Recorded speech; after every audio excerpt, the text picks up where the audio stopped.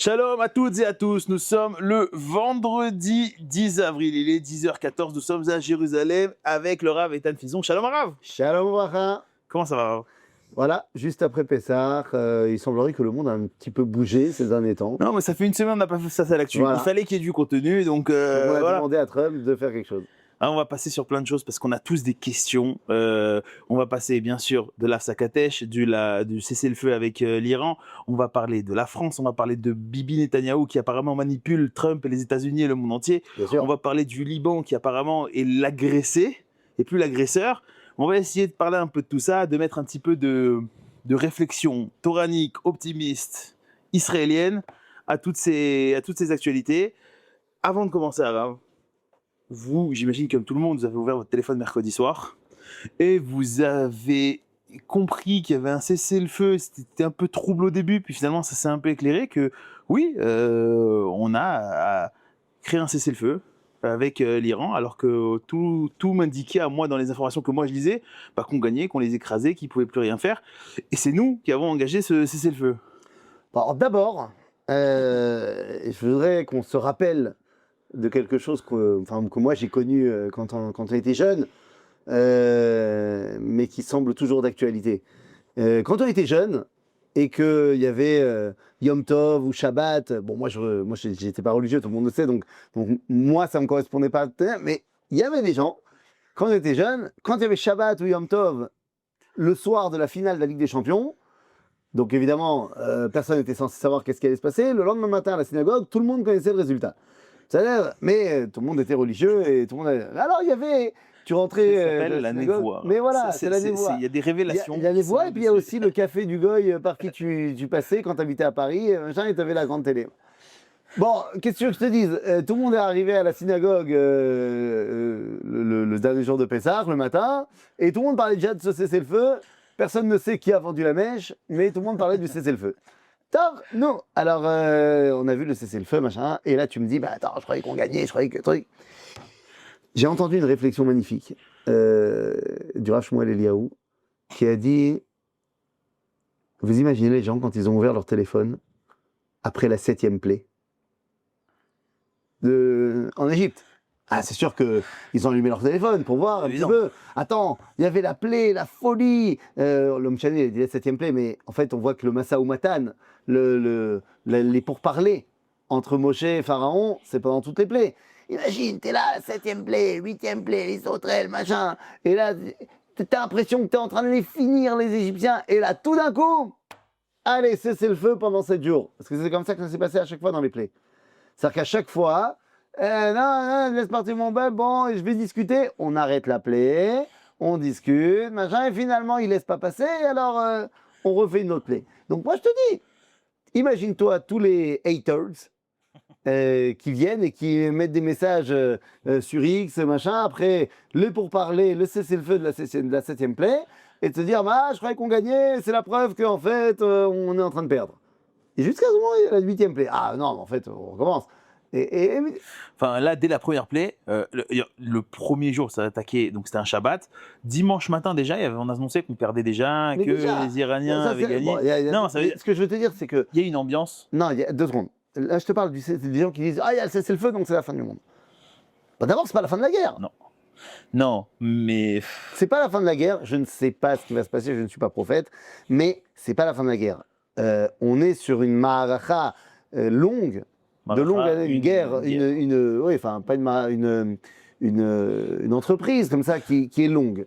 Maintenant, des cessez-le-feu temporaires pour voir comment ça va se passer. Si on regarde par exemple la guerre à Gaza, si on regarde la guerre au Liban, on a eu ça aussi, et force est de constater que jusqu'au moment où tous les otages, si on parle de Gaza, ne sont pas revenus, eh bien, il y a eu des trêves, mais on est reparti après et ça a continué. Alors ça vous parlait de derrière, mais bon, moi je n'arrive pas à ne pas faire le parallèle avec ce qui s'est passé à Gaza depuis les 10 dernières années, ce qui est en train de se passer au Liban, ce qui est en train de se passer en Iran. Gaza, on y est rentré 6-7 fois, avec des cessez-le-feu qui se sont finalement fait la paix, et un an après un truc. Là, c'est pas pareil. Si tu me dis, non, c'est pas pareil, tu peux pas mettre les choses dans le même panier. Et je suis pas en train d'essayer d'enjoliver la chose, pas du tout. Mais juste, tout n'est pas la même chose. Quand tu me dis, on a fait plomb durci au Feretietsuka en 2009. C'est la première fois qu'il y avait une opération militaire dans Gaza après le démantèlement. Il y a eu pendant la guerre du Liban. Pendant la guerre du Liban en 2006, il y a eu des interventions. C'était pendant la guerre du Liban. Et puis en 2009, tout d'un coup, il y a une première grosse intervention. Machin. Et à la fin de cette guerre, ça a duré à peu près, je ne sais plus combien, ouais, un truc comme ça. Et finalement, bon, un cessez-le-feu avec Gaza. Et un cessez-le-feu qui va tenir pendant 3 ans jusqu'à Moudanan en 2012. Et renouveau 2 semaines de guerre qui vont tenir après un cessez-le-feu pendant 2 ans. Et Tsukaitan, et après pendant. Liban 1, Liban 2, Liban 3, Liban 4, Liban 5. Non, moi, je vous les mélange tous. Là. Non, ce que je veux te dire. Iran 1, Iran 2, on est déjà Iran 2 là. Ce que je veux te dire, c'est que c'est pas la même chose quand tu dis on a fini le débat et on fait un cessez-le-feu parce qu'on n'a pas encore signé la paix, mais on fait un cessez-le-feu longue durée jusqu'à la prochaine escarmouche parce qu'en fait, tu n'as pas réglé le problème. Il y a ça. Ils ne l'ont jamais vendu comme ça, Rav. Après Oferetsuka, après Tsukaitan, cessez-le-feu de 48 heures, le temps que truc. Finalement, 48 heures, c'est 72, puis finalement, c'est ces trucs. Puis finalement, le cessez-le-feu est devenu une paix. Ça n'a jamais été déclaré comme. Non, c'est jamais déclaré comme étant la paix. Mais ça n'a jamais été déclaré non plus comme étant. On en reparle dans 10 jours, on en un truc, et si vous. On recommence. Et d'ailleurs, ça a été le grand problème israélien. C'est qu'ils ont continué à tirer, mais nous, on ne répondait pas. Et ça, c'est ça le vrai problème. Ce que je veux dire, c'est que là, pendant la guerre, depuis 2 ans, d'abord, je pense qu'on a quand même changé de disquette. Et donc, oui, quand on a fait des trêves temporaires, nous aussi, ça nous a permis de nous recentrer, nous aussi, ça nous a permis de nous réapprovisionner, et après, on est retourné. Donc, je suis pas Trump et je suis pas à sa place. Je me dis peut-être qu'il en a marre et que ça y est, j'ai entendu le discours de son porte-parole qui a exprimé toutes les réussites de l'armée américaine, machin, nanana. Et peut-être qu'il va se dire, voilà, j'ai fait ouvrir le détroit d'Ormuz, tout va bien, on est content. Qui était ouvert avant le début de la guerre. Ouais, non, avant le début de la guerre, bien sûr. Oui, là, pendant la guerre, il y a eu des problèmes et donc il y a eu la montée des prix. C'est tout le truc, c'est qu'on ne sait pas trop. C'est-à-dire que, après, mais on va en parler parce qu'on va parler du Liban. Mais à quel point vous faites confiance à Tzahal et aux Américains pour dire, on a vraiment... tout à fait, parce que moi je vais vous dire un truc, juste une seconde, moi j'ai un vrai problème, c'est que les discours qu'on est en train de nous faire là au niveau politique, c'est exactement les mêmes mot pour mot presque après la guerre des 12 jours. Et on les a détruits, et ils ont 80% de leur truc nucléaire qui est truc, et machin, et truc. On voit que 6 mois après, il y a les Américains avec nous, donc force de frappe x10 comparé aux Israéliens, pendant 5 semaines, pas pendant 12 jours, et on nous dit les trucs. Donc soit ils sont mentis là, soit ils ont menti. Vous voyez, il y a quelqu'un qui ment. D'abord, je pense que ils n'avaient pas prévu, ni les Américains ni nous, de découvrir autant de trucs. On a des renseignements extraordinaires, mais je pense que quand tu es sur le terrain et quand tu continues à bombarder, tu te rends compte qu'il y avait des endroits qu'ils ne connaissaient pas, qu'il y avait des réserves qu'ils ne connaissaient pas. Donc je pense qu'ils ont découvert en temps réel qu'en fait l'Iran c'est vachement grand, quoi, en fait. Donc ça c'est une première chose. Maintenant, est-ce que j'ai confiance quand ils me disent ils ont tout détruit? Non, j'ai pas confiance quand ils me disent ils ont tout détruit. Chaque armée a envie de sortir. Les Américains et les Israéliens, on est d'accord? Les deux. Je pense, chaque armée a envie de sortir en disant on est fort, on a gagné, on a truc. Et eux, ils te disent on a gagné. Oui, non. Mais... Non, mais c'est pas idiot. Parce que de leur point de vue, si le régime n'est pas tombé, alors qu'on s'est pris la plus grosse puissance mondiale et les Israéliens sur la tête et qu'on est toujours là. Alors moi, le régime qui n'est pas tombé, moi personnellement, je ne pensais pas qu'il était tombé. Je pense à un truc qui va être sur très très longue durée, sur les prochaines années, où les civils de dedans, après avoir affaibli comme ça truc, ça va se bouger de l'intérieur. J'espère qu'il y a des armes qui ont été distribuées là-bas et des choses comme ça. Alors moi je me dis, parce que c'est sûr que le régime il tombera pas des bombardements par les airs, il faut que le peuple iranien il se lève. Mais de la même façon que le régime du Shah était tombé. Le peuple iranien s'est relevé avec les ayatollahs qui sont arrivés. Merci la France, entre parenthèses. Ah oui, non, on va en parler de la France, parce que vous savez que le seul pays au monde à avoir fait une cérémonie pour la disparition de l'ayatollah, c'est en France. Non mais laisse tomber, on va en parler. mais enfin tout ça pour dire que quand les Iraniens ils te disent non on a gagné, c'est parce qu'on est toujours au pouvoir, donc on a gagné. C'est pas idiot, parce que de leur point de vue, en fait, bah ok, on a pris des morts, on a pris des trucs, mais vu que maintenant on va avoir du temps pour se reconstruire, eh ben on se reconstruira et tout ira bien. Là où je dis qu'il y a quelque chose, et ça, je m'en fous du discours. Il y a une réalité. Et il y a une réalité qui est très importante qui a changé. C'est que, tu sais, on parle de plafond de verre, de la peur conceptuelle que l'Iran, c'est quand même autre chose. Qu'on ne peut pas faire en Iran ce qu'on pourrait faire avec le Hamas. Bien sûr. Cette peur-là, ce plafond de verre est détruit. C'est-à-dire que, oui, Israël, les États-Unis, les États-Unis n'avaient pas ce plafond de verre, mais nous, on a montré que... Je suis pas sûr qu'ils l'avaient pas. Je pense que sincèrement, il y avait des vrais doutes sur l'Iran, une superpuissance. Peut-être. Mais en tout cas, il n'y a plus. Ça y est, on a montré qu'on est capable d'y aller et qu'on est capable de militairement leur montrer qui est le patron. Même si on n'a pas encore réussi à faire changer le régime, peut-être que ces 2 semaines, c'est le temps qu'on a besoin pour amener les armes. On n'en sait rien. En parlant de faits, c'est un fait qui est important là-bas, c'est qu'Israël a perdu aucun avion. Alors que les Américains, c'est une comparaison un peu malsaine, mais les Américains ont perdu des avions, ont perdu beaucoup de drones, et moi, voilà, c'est l'occasion de féliciter Tzahal D'abord, de la supériorité aérienne mondiale. Alors, moi, j'ai une info, une info exclue, parce que quelqu'un qui était avec moi à Pessah, qui est américain, qui connaît quelqu'un qui connaît un pilote. Connaît quelqu'un qui connaît quelqu'un qui s'appelle même. Ok, on donne les premières lettres comme ça. Qui donc nous a rapporté Israël, c'est machouahar. Que Israël, franchement, les pilotes israéliens, les soldats israéliens, c'est un niveau au-dessus. C'est un pilote de l'armée américaine qui dit ça.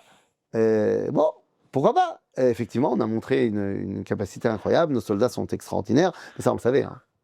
Enfin, ça, c'est pas une surprise pour nous. Que nos soldats sont extraordinaires, on le savait. Quoi? T'en doutais, toi? Moi, j'avais des doutes. Non, moi, j'ai aucun doute sur l'infanterie de base qu'on l'a vu depuis le 7 octobre. T'avais des doutes sur nos pilotes? Ouais. Bon. J'avais pas depuis il y a des jours, mais j'avais des doutes parce que ils font partie, et je le dis, mais je le pense pas vraiment, mais ils font partie d'une élite en Israël qui a fait beaucoup de va-et-vient. Ça veut pas dire que politiquement ils ont changé. Non, mais j'avais un doute qu'à un moment donné ils se disaient, écoutez, là ça fait beaucoup, nous on donne beaucoup plus que les autres, donc Guillaume à nous ça et ça et ça et ça. J'ai eu peur qu'il y ait un Massa au matin qui se mette en place. Mais franchement, Dieu béni, je me trompe. Bon, non, mais ils ont déjà reçu tellement. Qu'est-ce que tu veux dire qu'ils en plus? Je veux dire, quand t'es pilote, c'est bon, t'es refait. Donc, a priori, il n'y a pas de problème. Après, il faut se poser la question, parce que est-ce qu'ils auront la même puissance quand ils seront pilotes sur El Al? Je suis pas sûr que c'est eux qui décident. Alors, hier, on parlait de confiance avec Tzahal. Je pense que c'est important de parler parce qu'on est beaucoup à en douter. Et moi, le premier, j'ai pas de problème avec ça. On a tapé, il y a avant-hier, sensible en plein Liban. Et moi, pour préparer ce face à l'actu, je suis un peu rentré dans les réseaux. Non, mais ça, tu vois, alors ça, tu me fais parce qu'on est passé comme truc. Mais le fait que, ok, Trump, il a dit, moi, je fais une trêve pendant 2 semaines. Mais que nous, on a dit, je fais ta trêve si tu veux. Bon, on est avec toi en Iran, donc on trêve pendant 2 semaines. Ouais, bon, vous avez pas écouté les informations de ce matin, hein? Pourquoi ils ont dit quoi ce matin? Trump, il a dit, oh, vous vous calmez sur le Liban. Bibi, il a dit, oui, tout à fait, on va se calmer. Ouais, on va se calmer. Et j'ai entendu Katz qui a dit on continue à taper. Donc Israël manipule les Américains? Je pense qu'il y a. C'est de la politique. C'est de la politique. Lui, il tire d'un côté, l'autre, c'est le good cop, bad cop. Non, parce que là, vous écoutez un peu les informations, même des informations, j'allais dire un peu sérieuses. En gros, Trump, il hésite à y aller, machin, truc, parce qu'il avait dit, je vais venir vous aider, et puis parce qu'il y avait des manifestations, quand même. C'est parti de là, hein, toute cette affaire. Hein. Et Trump, il a dit, je sais pas, et puis Bibi lui a dit, écoute, viens, machin. Là, on découvre qu'il y a eu une réunion Zoom 48 heures avant où Bibi, il a amené tous ses arguments pour dire, écoute, c'est le moment, machin, que la CIA était contre, que J.D. Vance était contre. Je sais. Et finalement, Trump, il a dit bon, bah, si Bibi y va, j'y vais. Et puis ils ont sous-estimé les Iraniens, qui ont sous-estimé Trump. Bibi, apparemment, mais après tout ça, c'est des choses qui se disent. On n'en sait rien, c'est vrai. Voilà. Alors pourquoi tu ramènes ça? Oui, mais je le ramène parce que où tu l'as lu? Wall Street Journal. Yofi. Genre arrête. Donc toi, tu me dis, t'avais plus qu'à me dire que tu as entendu ça aussi sur CNN. Wall Street Journal, CNN, c'est l'équivalent de Haaretz chez nous. Évidemment qu'ils disent que Trump c'est un pantin, Netanyahou, machin. Et nous, arrête s'ils te disent l'inverse. Nous, bah, tu vas pas, enfin, faut pas accorder de crédit à ce genre de truc. Mais comment vous faites alors? Parce que moi, je vous écoute, je vous sens optimiste et j'adore. Non, mais On a d'abord- besoin. Mais vous écoutez pas là, vous écoutez pas là. En fait, comment J'ai vous... pas dit de pas écouter. J'ai dit tu peux écouter, mais il faut savoir quelle est l'opinion politique de tel ou tel journal, tel ou tel média. Je veux dire, il me colle à Kavod, on habite en Israël. Je pense pas que tu prends pour parole, ouais, je veux dire parole d'évangile, ce qui est dit sur la chaîne 12. Non, Pourquoi? je sais pas la télé. Non, mais je suis d'accord, mais t'as pas la télé, mais pourtant tu viens avec Face à l'actu avec des citations qui sont dites partout. Non plus, j'ai pas la télé. Mais bon, tu sais ce que c'est Non, la non, chaîne bien 12, sûr. ils sont pas particulièrement de droite. Ça a l'air. Et on sait bien que ce qui est dit là-bas, c'est pas forcément la vérité. Non, mais pure et dure. ce que nous dit notre gouvernement non plus, c'est pas forcément la télé. Encore une fois, ce qu'on nous a dit après la guerre des 12 jours, c'est mot à mot ce qu'on nous dit maintenant. C'est mot à mot. C'est presque, non. ça fait presque peur. Moi, je vous dis, faut comparer. Il faut Non, les voir, comparer les tweets. Il y a aussi, c'est les mêmes. Non, ils ont rajouté le truc qu'ils voulaient mettre leur site sous les montagnes et on n'aurait pas pu aller après les arrêter. C'est un nouveau truc qu'ils n'avaient pas dit avant. Je pense que Non, la guerre mais de 12 jours. Les 2 jours n'en savaient rien. Ou alors à ouvrir Non, le terrain, voilà, ou à convaincre voilà. À les ouvrir le Américains que terrain, c'est possible. Je pense que les 12 jours, dans la tête de Bibi, ça devait être les 38. C'est-à-dire, ça devait pas s'arrêter, je pense. Bon, dans la guerre des 12 jours, il y a quand même eu le moment où on a pété Fordo et qu'on a détruit, enfin les Américains ont balancé leur B2. Ouais, mais attendez, vous savez combien de B2 ils ont envoyé là sur Non, cette mais opération? d'accord, mais ça veut dire que c'est la première fois. C'est la première fois. Donc oui, je pense qu'il aurait fallu moi j'y connais rien, mais je pense qu'il aurait fallu ne pas arrêter au bout des 12 jours. Et en fait, les 40 jours, bah, ça aurait dû commencer en une fois et terminer. Et peut-être la révolution elle aurait marché. Et peut-être ça aurait marché, peut-être. Je sais pas. À mon avis, c'était pas prévu que ça dure que 12 jours. C'est-à-dire, donc en fait, la guerre des 12 jours, moi je la vois comme étant un échauffement à ce qui s'est passé là maintenant. Et là encore, est-ce qu'il faudrait s'arrêter? Moi, je suis dans la team, il fallait pas s'arrêter.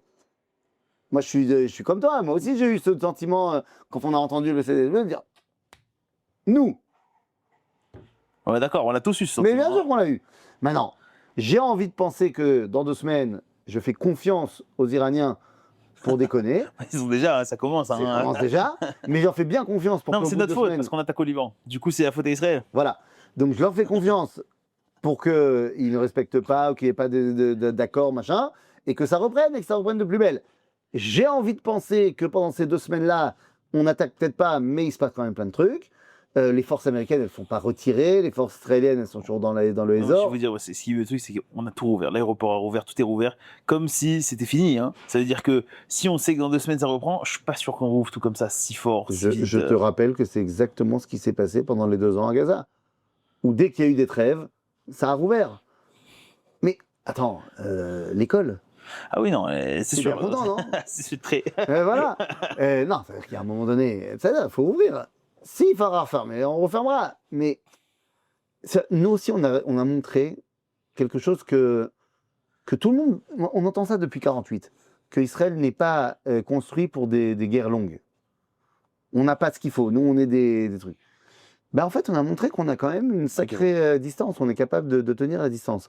Donc là, on est très content que ça réouvre. Il y a un comique israélien qui a fait une vidéo ce matin, je sais pas si ce matin ou hier soir, qui a dit bon voilà, il y a 2 semaines là, c'est le moment, les amis. Faites pendant 2 semaines, allez rempiler pour des dodos, ramasser des Shaochena, des heures de sommeil, sortez au restaurant avec votre femme, faites 2 semaines, la folie. Bon, ça a la ballot. La ballot. Il y a avant-hier, on a tapé au Liban le Hezbollah sensible en même temps. Depuis les beepers, on n'avait jamais eu une telle opération dans Israël. Moi, je me suis un peu baladé sur les réseaux. Pas pro-israélien, et là plus pro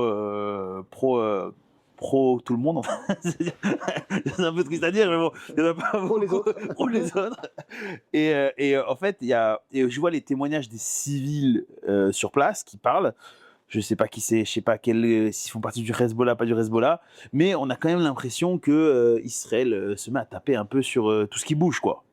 Parce que je veux dire, est-ce qu'on faut faire confiance à Tsahal en disant non, mais attends, nous on est l'armée la plus morale du monde. Ça veut dire que c'est pas juste une sisma, c'est pas juste un mot qu'on dit, c'est un fait qui se passe dans le terrain. Ça, j'ai envie de te dire, je vais faire attention à ce que je dis. Je vais pas dire malheureusement, mais concrètement et à nos dépens, on voit bien qu'on ne tape pas sur tout ce qui bouge. Que ce soit à Gaza ou au Liban. Combien de fois on aurait pu détruire pas mal de choses et on ne l'a pas fait parce qu'il y avait trop de cibles civiles. C'est-à-dire, donc je pense que ça, on n'a plus à le prouver. Et on va toujours essayer de nous dire qu'on fait... Parce qu'en fait, les gens regardent avec les lunettes qui sont les leurs. Dans toutes les autres armées du monde, dans tous les autres pays du monde, on tape. Et si les civils y meurent, ils y meurent. On est vachement comparé. Moi, ce qui me on dérange, c'est qu'on est comparé à la Russie, qui eux, elles tapent en plein Kiev, un machin, un truc. C'est normal. J'ai l'impression qu'on devient les Iraniens. Mais c'est normal. C'est normal. D'abord, c'est normal parce que les Européens, ils ont encore le traumatisme de la Shoah, de l'avoir fait. Et donc, si maintenant le juif peut être celui qui était le nazi à l'époque, ça me dédouane. Parce que je n'ai pas sauvé le juif, peut-être que j'ai bien fait, parce que finalement, il est devenu le nazi. Donc en fait, ce complexe d'avoir fait la Shoah en Europe, et donc d'être contre les juifs qui sont forts, ça me dédouane. Donc ça, c'est psychologiquement quelque chose qui est très, très connu et très clair. Le bourreau veut se faire passer soit pour la victime, soit veut accuser la victime de devenir bourreau. Exactement ce qui se passe en ce moment. Hein. Ils nous ont tiré dessus. Israël réplique, après il y a disproportionné, pas disproportionné, ça on va en reparler dans 2 minutes. Ça n'existe pas la disproportion. Ça n'existe pas. Ça n'existe pas. Ça veut dire demander à 15% d'un pays de bouger et de taper les ponts pour pas qu'ils reviennent. Ouais. Ça c'est pas disproportionné? Non, ça n'existe pas la disproportion dans la guerre. J'ai pas compris. Tu mets quel prix sur la vie de Monsieur A qui habite à Kfar Bloum, dans le nord d'Israël? Parce que lui, la roquette qu'il va prendre, il n'y a pas de... Alors, ça marche pas, parce qu'on a des bons systèmes de défense, machin. Mais j'ai pas compris. Eux, ils tirent partout. Donc moi, je vais faire en sorte que nulle part, ils puissent tirer. Et donc, si toi, monsieur le Libanais, qui dit qu'il n'est pas le Hezbollah, bah dégage-le. Je te rappelle qu'au niveau du droit international, le fameux droit international, Israël fait de l'ingérence au Liban, monsieur Macron, monsieur le président. On va en reparler parce que son dernier tweet, il est très. J'ai pas vu, mais 2 secondes. La première ingérence, c'est le Hezbollah. Oui, mais ça, ils le combattent. Mais laissez-leur le temps. Mais quel combat? Ça, c'est ce qu'il dit. Laissez-nous le temps, on est en train de le faire. Ça fait 20 ans qu'on t'a laissé le temps. Et pendant 20 ans, il y a eu des dizaines de milliers de roquettes qui ont été tirées. T'es gentil, mais maintenant, c'est terminé. Point barre. Et on va jusqu'au Litanie, et on laissera plus un seul chiite descendre au sud du Litanie. Point terminé. Pour rappeler, on a quand même perdu 12 soldats au Liban depuis le début de cette Malra, depuis le début de ce Liban 4. Voilà. Moi, je l'appelle Liban 4. Hein. On donne les chiffres, les vrais chiffres. Hein. Iran 2, Liban 4, Gaza 12. Comme ça, on sait un peu où on est. Moi, j'ai très peur que ce soit la même chose, que Liban 4 devienne un Liban 5 un jour, un Liban 6. Et qu'en fait, on se dise, bon, on perd quelques civils, quelques militaires. Ça va. Tel Aviv, au final, n'est pas trop touché, l'économie, ça roule, machin. On peut continuer à survivre comme ça pendant encore 50, 100 ans. Et après, vous savez, le prochain, il s'en occupera de lui. C'est toujours plus facile. On l'a dit, j'arrête pas de le dire dans Face à Lactique. Mais c'est toujours plus facile. C'est une phrase du Rav Stenzhals qui disait c'est toujours plus facile d'être historien que d'être prophète. C'est beaucoup plus facile de regarder en arrière que de regarder en avant. Je ne sais pas ce qui va se passer avec l'Égypte et avec la Jordanie. Je ne sais pas ce qui va se passer. Peut-être qu'à un moment donné, ils vont s'exciter, il y aura de nouveau la guerre avec eux. Mais enfin, avec l'Égypte, depuis 50 ans maintenant, presque, c'est la paix. 30 ans avec la Jordanie. Et 40 ans. Non, 94. Oui, 30 ans, une trentaine d'années avec la Jordanie. Ça marche. Alors, c'est une paix froide, On n'est pas copains-copains. Est-ce que vous avez vu les Iraniens, donc apparemment ils sont en train de perdre, mais ils ont leaké, comment on dit, ils sont rentrés dans le téléphone de l'ancien chef d'état-major Herzi Halevi. Ils ont diffusé des photos de son téléphone perso. Donc il y a plein de photos de sa femme, de ses enfants, tout ça. Et il y a aussi des photos. Et là, c'est impressionnant, du chef d'état-major israélien avec le chef d'état-major jordanien en train de regarder des cartes, en train de faire des trucs, avec le chef d'état-major israélien aux Émirats Arabes Unis. Et en fait, il y a tout un truc que personne ne sait, parce que c'est des choses qui sont censées être secrètes, qui ont été diffusées par les Iraniens, comme quoi la paix, elle n'est pas si fragile Non, que ça. ça veut dire, c'est pas étonnant. Si on est vraiment en paix avec eux, et c'était. Bah, d'abord. Je le mettrai, il y a un cadeau offert du chef d'état-major jordanien au chef d'état-major israélien. Il est en civil, hein, lui. Hein, et il lui offre une dague de l'armée jordanienne, machin. Écoute, j'ai envie de te dire, c'est pas tellement étonnant.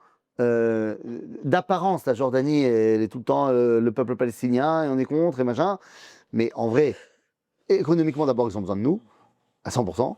On tient l'euro. Hein. Sans nous, mais voilà. hein. Mais au-delà de ça, on a vu que la Jordanie a participé à arrêter les missiles iraniens dans la première des guerres des Oslo, machin.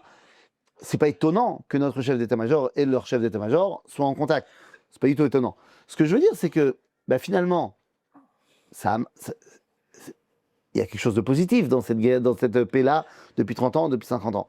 Même si ça veut dire qu'on a dû donner le Sinaï, et je pense que c'était une erreur. Je pense qu'en 79, peut-être qu'on avait la force d'imposer la paix avec l'Égypte sans leur donner le Sinaï. Mais force est de constater que ça fait 50 ans qu'il y a cette paix, et il y a quand même pas mal d'Israéliens qui en ont profité quand ils n'ont pas pu partir ou rentrer en Israël, comme moi qui suis rentré en Israël par l'Égypte. Parce que c'était fermé ailleurs, et donc j'ai pu rentrer que par l'Égypte. Donc finalement, je me dis, si demain, dans 2 mois, dans 2 ans, on réussit à faire la paix avec le Liban, avec le peuple libanais, avec l'État qui s'appelle le Liban, et qu'effectivement, on peut aller faire du ski. Je ne sais pas s'il y a des montagnes au Liban. Si, il y a le Khermon côté libanais. C'est rien. C'est rien, mais ça va aussi sur le Liban. Non, alors chez Yé, qu'on aille faire de la plongée sur les plages de Tzor et de Sidon et machin. À ce moment-là, on sera. Enfin, c'est dur de se projeter dans l'avenir. Mais tu sais combien de soldats sont tombés dans tous les combats qu'on a eu contre l'Égypte? C'est par milliers. Et aujourd'hui, les Israéliens, ils vont se balader à Sharm el-Sheikh. Ils sont bien contents. Je dis que le fait qu'on... Là, j'ai vu que ça y est, il y a des pourparlers de paix avec le Liban. Entre Israël et le Liban? Entre Israël et le Liban. Oui, mais comme il y a eu la fois d'avant... non. Si, il y a eu un cessez-le-feu avec pourparlers. Pas pour faire la paix. Pas pour normalisation. Je sais pas. Mais il est évident que le peuple iranien aussi, peut-être qu'il en a marre. Maintenant... C'est libanais. C'est le peuple iranien. Bon, les deux. Les deux, t'as raison. Pas les Libanais, mais les deux. C'est peut-être qu'ils en ont marre, peut-être qu'ils veulent aussi se libérer de tout ça. Donc, le fait qu'aujourd'hui, on est quand même Yad ala Eliona. On est quand même en position de force, où on vient s'asseoir à la table des négociations, mais en position de force. Le fait qu'on fasse des négociations avec le Liban, en continuant à tirer sur le Hezbollah, c'est une position de force. Le fait que les Iraniens ont demandé la trêve, c'est une position de force pour nous. C'est les Iraniens qui ont demandé la trêve? C'est qu'il a dit, s'il n'y a pas ça, ils ont dit, bon, ok. Ils avaient 10 points. 10 points qu'ils ont demandé comme étant des points de base avant qu'on discute. Ils n'en ont pas eu un seul. C'est-à-dire que finalement, tout ce qu'ils ont demandé pour que ce soit un préalable aux discussions, non, vous vous taisez. C'est ou vous venez parler, ou, comme disait Trump, je détruis une civilisation de 3500 ans. En 4 heures. En 4 heures. Donc je ne sais pas s'il l'aurait fait, s'il l'aurait pas fait. Il y a beaucoup de bluff dans tout ça. Mais tu viens quand même avec une position de puissance. Est-ce que tu vas l'utiliser à bon escient ou pas? Je ne sais pas. Je ne sais pas. Bashrouna, comme dit Tzvika Yecheskeli, dans la région, il faut parler avec le langage de la région. Et dire, ok, je m'assois avec toi, mais en même temps, je continue à te bombarder, c'est le langage de la région. Est-ce que c'est pour ça qu'on ne s'entend plus du tout avec la France? C'est que Non. eux, nous, on parle le langage de la région et eux essaient de parler le français. Et finalement, Pas du tout. la France. Je pense pas. Je pense que la France, elle a deux problèmes. Je vais vous lire juste avant le tweet de notre nom, de leur. Bah, notre un petit peu aussi, hein. On a tous les deux une citoyenneté Emmanuel française Macron. aussi. Oui, Emmanuel Macron. Attends, je vais vous lire ça, Raph, parce que ça met un. Et sans parler de Rima Hassan et tout ça, parce qu'on pourrait en parler aussi pendant des heures. Hein. Magie du direct. Incroyable. Il n'y avait pas d'ordinateur. Il y a l'ordinateur. C'est fantastique. C'est les Israéliens. C'est fantastique. Started Nation. Alors, je vous lis le tweet d'Emmanuel Macron. Bon, c'est des tweets. Avant, c'était 2 mots. Maintenant, c'est devenu des tweets à la renverse. Je viens de m'entretenir avec le président libanais Joseph Aoun ainsi qu'avec le premier ministre Nawa Salam. Je reçois la pleine solidarité de la France face aux frappes indiscriminées menées par Israël au Liban aujourd'hui qui ont fait des très nombreuses victimes civiles. Nous les condamnons avec la plus grande fermeté. Ces frappes menacent directement à la pérennité du cessez-le-feu qui vient d'être conclu. Le Liban doit impérativement faire partie. J'ai redit la nécessité de préserver l'intégrité territoriale du Liban et la détermination de la France à soutenir les efforts des autorités libanaises en faveur de la souveraineté du pays et de la mise en œuvre du plan de désarmement du Hezbollah. Il a dit le mot Hezbollah, mais à la fin. Voilà, ça c'est la France. Moi, dans ma tête, à moi, la France, bah, ça reste un pays de gens intelligents. Ça reste un pays de gens qui savent différencier le bien et le mal. Et non, en fait. Ah là là là là là là là là. Oui, mais je suis naïf. Non, alors, là, c'est toi qui es maintenant naïf. Mais non, je suis naïf. Hein, la France et le Liban, c'est une histoire très compliquée puisque la France a créé le Liban. Donc la France est responsable du Liban et elle a énormément d'intérêt avec le Liban et de contact avec le Liban et ce que tu veux et machin. Donc le fait que la France se tient complètement solidaire avec le Liban, ça aide, nous. Qu'est-ce que tu veux que je te dise? Non, mais il y a, Maintenant, attends, il y a des critiques qui sont pas Alors, juste attends. on vous soutient, on est avec vous. Alors attends, la France, quand elle soutient le Liban et l'intégrité territoriale du Liban, ça veut dire quoi? J'ai peur que Israël conquiert le sud du Liban jusqu'au Litanie Oui, et ne veulent pas le rendre. Bezrat Hashem. Non, mais ça c'est. Non, mais on va pas le rendre. Non, ça c'est la question. Bezrat Ça Hashem. c'est la question. Bezrat Hashem. Donc lui il te dit on va pas. Le Liban permet depuis beaucoup trop d'années le Hezbollah à être dans son sein. Je te rappelle que dans le gouvernement libanais, il y a des représentants du Hezbollah. Donc à partir du moment où non seulement tu accueilles des terroristes, mais bête, tu leur donnes un statut, mais deuxièmement, tu leur donnes un statut légitime, et troisièmement, tu les mets au gouvernement, et quatrièmement, tu n'as jamais rien fait pour les dégager, eh ben tu es complice. Donc, si tu es complice, eh bien en fait, ce n'est plus une frappe comment il a dit indiscriminée. C'est plus une frappe où on n'a pas fait la différence entre eux, parce que tu me dis quoi? Vous tapez, on tape le Liban, les infrastructures libanaises, bien sûr, comme si tout était le Hezbollah. Mais non, c'est pas comme si tout était le Hezbollah, mais vu que le Hezbollah est dedans, chez eux, et que toi tu les sors pas, bah je suis bien obligé. Mais ils n'y arrivent pas, peut-être. Ah bah dis-moi, j'y arrive pas. Dites-moi, aidez-moi. Dis-moi, je suis le Liban, je vomis le Hezbollah. Je ne les veux pas chez nous, mais on n'y arrive pas. Venez nous aider. Mais je veux dire, je vous compare ça. Mais ça, c'est le Liban. Ce matin, c'est les comparaisons. C'est pas encore la France. Mais la France, c'est pareil. La France dira jamais, écoutez, moi, les quartiers nord de Marseille, je les ai perdus. Ils diront jamais, venez m'aider. Ils vont Donc tu vas dire courir de l'intérieur. En fait, qu'est-ce qui est en train de se passer? Emmanuel Macron est aussi quelqu'un qui voit la réalité de son pays. Et dans la réalité de son pays, il a vu ce qui s'est passé dans les élections municipales. Et il sait très bien que il a une certaine rue française qui peut péter à tout moment, et il veut pas.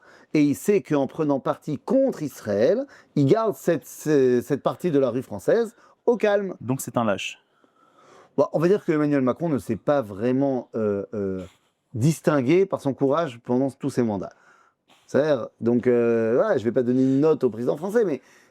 Non, mais ce que vous dites, c'est la lâcheté pure et dure. Ça veut dire, je veux du calme. Moi, de toute façon, je pars dans 2 ans, donc... truc. Alors moi, je pense qu'à un moment donné, les problèmes Macron, qu'on ne règle pas maintenant, on les réglera plus tard. Je vais pas... Je pense pas que Macron, du tout, il pense que la fin de sa vie politique, c'est dans 2 ans. Hein. Ah bon. Il va pas se représenter à l'élection présidentielle française, ça il peut pas, mais je te rappelle qu'il peut dans 7 ans. Bon. Non, moi à mon avis, il est sûr qu'il veut être. À mon avis, soit il voudra être représident de la France en 2032, soit, entre-temps, il aura été président de l'Europe. Abonnez-vous pour le Face à l'actu dans 7 ans. Non, mais c'est-à-dire que moi, Macron, c'est un calcul électoral ce qu'il est en train de faire. Ah, là, c'est un calcul Ouais, électoral. bien sûr. Mais pas forcément sur lui maintenant. Je te dis, il y a un projet de faire une Europe fédérale. Et que lui lancerait Le grand patron. le grand patron. Lui, l'Allemagne. Mais Kitso, c'est pas gratuit. Ouais, mais on parle quand même d'un pays comme la France qui attaque frontalement Israël sur et des paroles et des actes parce qu'ils ont empêché des avions américains de passer sur leur sol. D'accord. Ils ont été à la CPI pour condamner Israël. Ouais. C'est-à-dire, à un moment donné, Ouais. Bah vas-y, alors coupe les relations avec la France. Donc nous, on devrait couper les relations avec la France. Je pense pas qu'on va le faire et je pense pas qu'on veut le faire. Je pense pas que la France le veut non plus. Ah bon? Parce que bien sûr, parce que la France, elle fait la maline devant les caméras. Mais en termes d'accords économiques, il y en a énormément des accords économiques et militaires avec la France. Enfin, entre la France avec Israël. Donc, ils n'ont pas non plus envie de ça. Mais je pense qu'à un moment donné, tu peux pas te laisser faire. Et je trouve que là, pour le coup,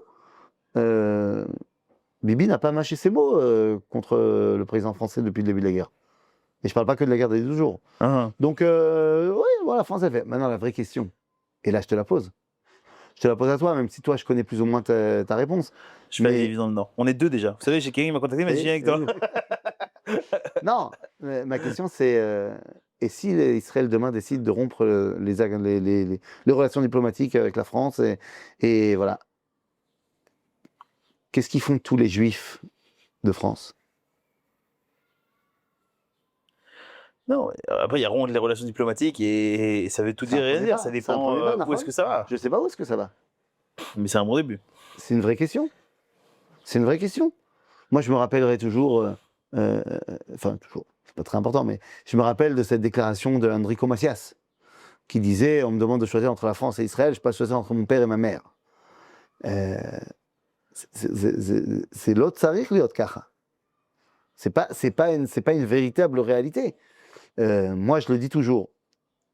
Je n'ai jamais, j'espère, et si je l'ai fait, je m'en excuse, mais j'ai jamais dit quelque chose de négatif sur la France. Parce que toute ma période où j'ai vécu en France, j'ai du positif à dire.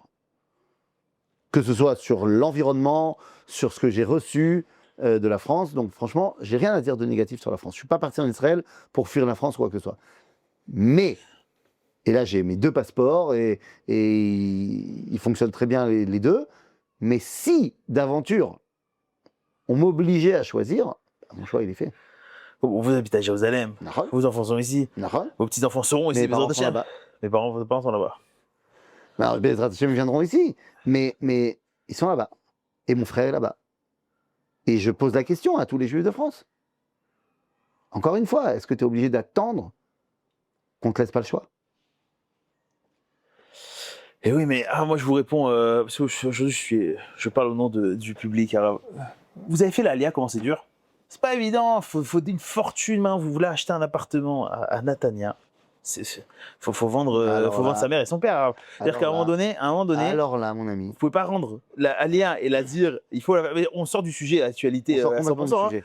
Mais c'est important, arabe. Eh ben, tant pis. Eh ben, tant pis. Tant pis quoi? Je vais te dire. Tant pis l'Alia? Non.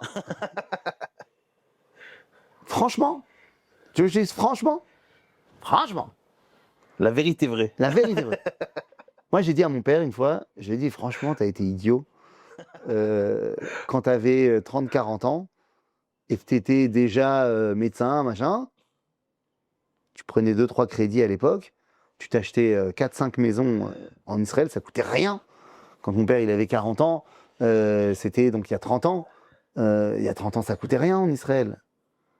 Allez, c'est quoi, il y a 40 ans, ça coûtait encore moins.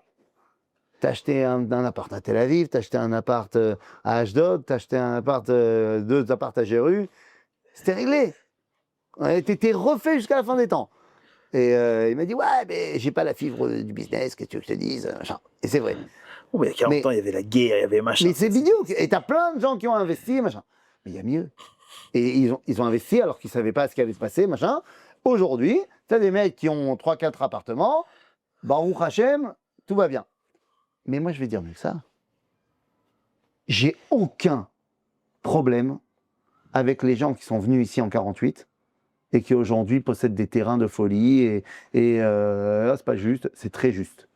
Le mec s'est battu contre la malaria, le mec s'est battu contre la famine, le mec s'est battu contre toutes les armées arabes qui étaient là et il n'a pas fui, machin, il est venu et il a construit le pays. J'ai aucun problème que le mec, il ait un méga terrain dans le nord et il ait tout un kibbutz qui lui appartient. Je m'en fous. Tu me dis aujourd'hui c'est compliqué? Ben ouais, mais mon coco, t'arrives quand c'est l'Eldorado. T'arrives, non, c'est même pas, c'est après l'Eldorado. T'as pas été à la ruée vers l'or où t'as creusé pour trouver de l'or. T'arrives quand tout est construit en or. Et tu veux que ce soit gratuit. Ou tu veux que ce soit pas cher. Je peux dire gratuit. Ben voilà, ben oui, mais plus ça va aller. Accessible. Ben oui, mais c'est pas accessible. Pourquoi? Parce que Baruch Hashem, on a fait un endroit extraordinaire. Alors, t'es marrant. Les mecs, ils ont fait leur petite vie pépère en France, ou ailleurs, hein, l'homme chanet. Et ils te disent, ouais, mais aujourd'hui, c'est très compliqué. Maintenant, je dis, ok, bah, mais mon ami, t'as choisi. Et en général, les gens qui te disent ça, c'est les gens qui veulent monter maintenant, parce qu'antisémitisme, parce que machin, ils ont 50 ans, ils ont une famille, ils ont un truc. Ils disent, mais comment on va faire? Comment on va faire? Je dis, oui, mais t'as eu 18 ans. Et quand t'as eu 18 ans, t'as préféré faire dentaire à Paris, pour faire plein d'argent, ok, et maintenant tu trouves que c'est compliqué. Genre, je te dis, c'est de ta faute. T'es pas venu. Fallait venir. Bon, mais dans les faits maintenant... C'est dur, Nahon, c'est dur. Bah, tu sais quoi? Il faut que les gens ils changent de prétention. Tu sais où c'est beaucoup moins cher? À Gaza. En Gaza, pour l'instant, c'est Je vous attends autant, non. Mais tu plaisantes. Le Negev, même le Negev Maharavi, sur la bande de Gaza à côté, la Galilée, le Golan, Yehuda Veshamron, évidemment, la Judée-Samarie, c'est encore tout à fait abordable. Les prix que tu vas trouver en plein milieu de la Galilée, c'est les prix que tu trouvais à Jérusalem à 30 ans. Maintenant, les gens disent, ah non, mais moi, je veux habiter à Tel Aviv. Je veux habiter à Jérusalem. Netanya. Oui, mais t'es marrant. Ben, pour ça, il fallait venir avant. Donc maintenant, il y a plein de places en Israël où c'est pas moins important. Parce que reconquérir la Galilée, en termes de population, c'est super important. Le Golan, super important. Donc, yallah. Alors, tu ne seras pas à Tel Aviv. Nahon. Il fallait venir à 30 ans pour venir à Tel Aviv. Ou alors, il faut avoir beaucoup d'argent. Ça, vous ne parlez pas du tout de préparation à apprendre l'hébreu. Ah non, tu vas pas parler de ça. Non, je veux pas de ah non, mais alors là, je regarde la caméra. On n'est pas face à l'actu, on est face à l'actu.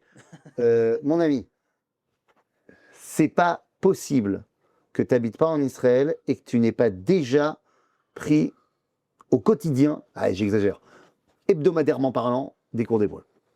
Tu dois parler l'hébreu. Pourquoi? Parce que c'est la première porte qui va se fermer si tu veux monter en Israël, tu ne comprendras rien.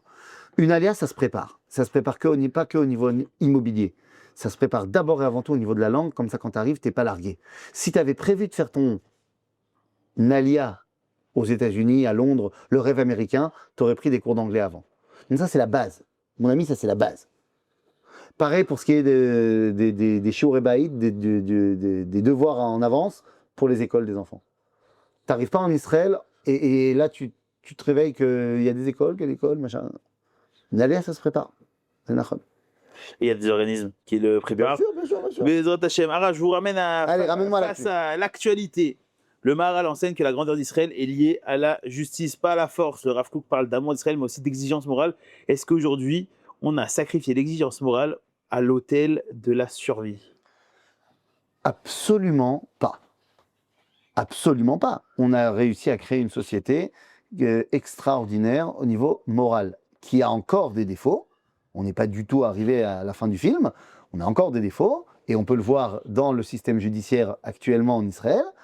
Mais force est de constater que le peuple juif, Betzion, il est très très moral. L'élite de ce dit peuple, qui en fait est une élite vieillissante, qui a d'autres valeurs, a montré ses limites au niveau de sa moralité, bien sûr, mais le peuple juif qui est là maintenant, franchement, la société israélienne, elle est extraordinaire. Alors oui, elle n'est pas polie comme la société européenne. Je vais donner un exemple. En France, sincèrement. Ouais, non, je vais donner un exemple qui m'est arrivé hier. Hier, dans le bus, je suis revenu de Eilat j'ai passé Pessah et je suis arrivé à Jérusalem. Donc c'était les retours, tout le monde revenait, le bus était plein, machin. Maintenant, le bus de Eilat, tu le réserves à l'avance. Tu peux pas arriver, tu dois réserver ta place et il y a des numéros dans le bus. Tu as des places, une place attitrée. Comme l'avion. Comme l'avion. Comme le train, non pas le train nécessairement, mais l'avion. En France. Bekitso, on est arrivé. Personne n'était assis à sa place. Personne n'était assis à sa place. Chacun était assis, machin. Et à un moment donné, il y a quelqu'un qui voulait s'asseoir à sa place. Il y avait 2 jeunes qui étaient assis. Et on dit, mais c'est ma place. On dit, ah, ça va, personne n'a respecté les places. Je dis, d'accord, mais moi je veux respecter ma place. Il dit, mais il y a de la place là-bas. Machin, et finalement, ils ont dit, ah, s'il y a quelqu'un qui te lève, alors nous on se lèvera. Et donc finalement, la personne, une dame assez âgée, elle est partie s'asseoir derrière, pas à sa place, et machin. Et à un moment donné, il y a quelqu'un qui lui a dit que c'était sa place. Elle est venue voir les jeunes. Elle a dit, on m'a fait lever de ma place. Ah, bon, bah alors on y va. Après, il y a eu un autre jeune qui était encore assis devant, qui a fait un truc que tous les jeunes font et qui embête tous les moins jeunes. La puff. Tu connais la puff? La cigarette électronique. Ah oui. Donc il est comme ça dans son truc. Parce qu'on ne peut pas faire un voyage sans ça, évidemment. Et ma femme est très, très, très sensible aux odeurs. Donc elle a ressenti tout de suite. Elle est venue le voir. Elle dit, sur la chaîne. On n'a pas le droit de fumer dans le bus. C'est le cigarette? Je fume pas. Je fume pas. 3 fois. Et, on n'a pas le droit de fumer dans le bus. On n'a pas le droit de fumer dans le bus. Je fume pas. Je fume pas. Oh. Bon, le bus, il s'est arrêté. Il fait 2 pauses, le bus. La première pause, il s'est arrêté. J'étais le voir, je lui ai dit mais tu fumes en fait? Dis-moi. Je dis, bah, t'as dit à ma femme, je fume pas. En fait, toi et moi, on sait que t'es un mytho. Bien sûr que tu fumes. C'est-à-dire, bien sûr que tu fumes. Maintenant, si c'est ta mère que ça dérange, tu fumeras dans le bus? Je dis non. Mais c'est pas ma mère. J'ai dit ouais, mais c'est sa mère. Et j'avais ma fille avec moi, tu vois, mais c'est sa mère. Il a parfumé. C'est le style israélien. Ok? En France, s'il y a quelqu'un qui parlait trop fort au téléphone, dans le bus, alors on peut lui dire on va pas demander à un Israélien de ne pas parler fort au téléphone. C'est le LR. Donc on a créé une société extraordinaire, méditerranéenne, certes, mais extraordinaire. Elle a encore à s'améliorer, mais franchement, comment on peut oser remettre en cause la moralité du peuple d'Israël en Israël? On a tellement sacrifié à cause de cette moralité à outrance. Donc le Mashiach, tu sais qu'un des noms du Mashiach, c'est Hashem Tzidkenu. Dieu est notre justice. On va en parler juste à la prochaine émission. Voilà. Le Maharal de Prague, c'est mon nouveau. Le Maharal de Prague. Dans le Netzar Israël écrit, la solitude d'Israël parmi les nations est une réalité métaphysique, pas un accident politique. Est-ce qu'on doit arrêter de chercher des amis parce qu'apparemment il faut qu'on soit solitaire? Non, c'est pas qu'il faut qu'on soit solitaire. Am levadad yishkon o bagoim lo yitrashav. Ça veut dire quoi? Am levadad. Super chanson de Yaakov Shweki en fait. Tout à fait. Am levadad yishkon. On est un peuple séparé. Ou bagoim lo yitrashav, ça ne veut pas dire comme en hébreu moderne que dire je m'en fiche de ce que les nations pensent. Non, c'est que je ne fais pas partie du décompte des nations. Il y a 70 nations d'après l'idéal de la Torah, et Am Israël ne fait pas partie des 70. Il est celui qui compte en fait. Il est celui qui décompte les autres. Am Israël, il doit avoir un statut particulier, et oui, tu as raison, c'est métaphysique, c'est Am zu yatzarti li, teilati et saperu. J'ai créé ce peuple, pourquoi? Pour qu'il puisse être celui qui va montrer aux autres comment on s'attache à Dieu. Donc, non, c'est pas qu'on doit chercher à avoir des amis. c'est qu'on doit chercher à être nous-mêmes et à propager notre message à l'humanité. Notre message, c'est pas que tu deviennes juif, c'est que tu veuilles t'attacher à la lumière d'Israël. Tu sais, tu parlais tout à l'heure du vice-président américain. J.D. Vance. Voilà, qui n'est pas forcément sur la même ligne de conduite que Trump. L'un est catholique, l'autre est protestant évangéliste. On m'a posé la question de savoir quel doit être notre rapport par rapport au soutien évangéliste. Est-ce qu'ils n'auraient pas envie au final, nous convertir, machin? Arrêtez de vous poser la question. Oui, tous les évangélistes veulent que Jésus revienne et qu'on se convertisse au christianisme. C'est-à-dire, c'est comme ça. Ah, alors est-ce que ça veut dire qu'on a le droit d'être pour... on m'a demandé, est-ce qu'on a le droit d'accepter des cadeaux du Keren Laïdidout ou de ces organisations qui sont financées par les évangélistes et qui font des cadeaux pour Pessah, au Chayalim, et machin. Et j'ai dit, c'est une fausse question. Oui, on n'a pas le droit de profiter des choses qui viennent de l'idolâtrie. Mais là, en l'occurrence, c'est une fausse question. Sans entrer dans le débat halachique, que c'est pas évident que les évangélistes soient tellement le problème halachique de l'idolâtrie, mais au-delà de ça, tu acceptes l'aide des États-Unis en Iran. Alors quoi? C'est la même chose. Et là-bas, il y a un courant aux États-Unis, y compris chez les évangélistes, qui n'est pas pro-Israël. Et qui dit, il faut faire attention, Israël nous manipule, machin, ce que tu as dit tout à l'heure. En fait, c'est quoi le mouvement évangéliste? C'est de dire, il y a une façon de se connecter à Dieu qui passe par Israël. Sauf que c'est quoi pour eux Israël? Jésus. Une fois que ce massacre-là, que cet écran-là tombe, ils pourront s'attacher à Israël, mamache.